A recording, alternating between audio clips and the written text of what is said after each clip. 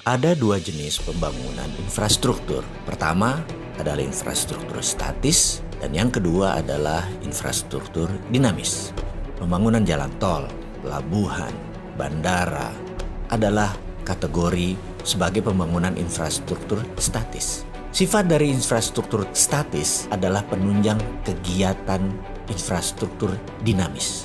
Karena itu infrastruktur statis dibangun di banyak negara setelah siap pemakainya. Di Amerika misalnya di tahun 1940 sampai 1961, Amerika membangun infrastruktur statis besar-besaran. Tujuan utamanya adalah menyediakan pemanfaatan untuk industri otomotif Amerika. Mereka membangun jalan lebih dari 25.000 km.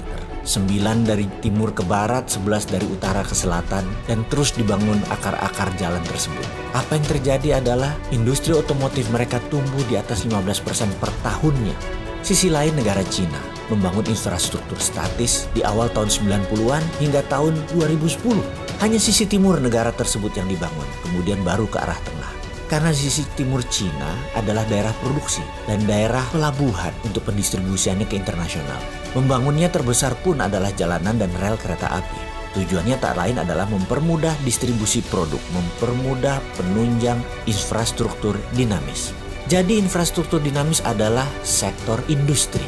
Seperti Amerika membangun industri hulu penyediaan bahan baku, menyediakan untuk pabrik-pabrik otomotif mereka, pabrik pengolahan biji besi, steel foundries, kemudian juga produksi perminyakan mereka, gasolin untuk bahan bakar mobil tadi, industri pangan, itu semua dikatakan sebagai infrastruktur dinamis karena tujuan disebut dinamis adalah bergerak mengikuti kebutuhan pasar. Seperti juga sisi lain Cina. Cina membuat peraturan mendukung infrastruktur dinamis dengan peraturan yang super bebas. Cina boleh meniru, melakukan imitating. Cina di tahun 90-an, 2000 masih dikatakan sebagai imitating country, negara peniru. Sekarang Cina disebut innovating country, negara pencipta. Kita semua tahu kata-kata bijak dari Pini Sepuh kita yang mengatakan Allah bisa karena biasa. Jadi setelah biasa meniru, mereka sekarang mengerti apa yang terbaik dan setelah itu menciptakan produksi baru yang kreatif dan inovatif. Itulah Cina sekarang yang membangun infrastruktur dinamis terlebih dahulu baru infrastruktur statis. Demikian juga infrastruktur Amerika. Dinamis dulu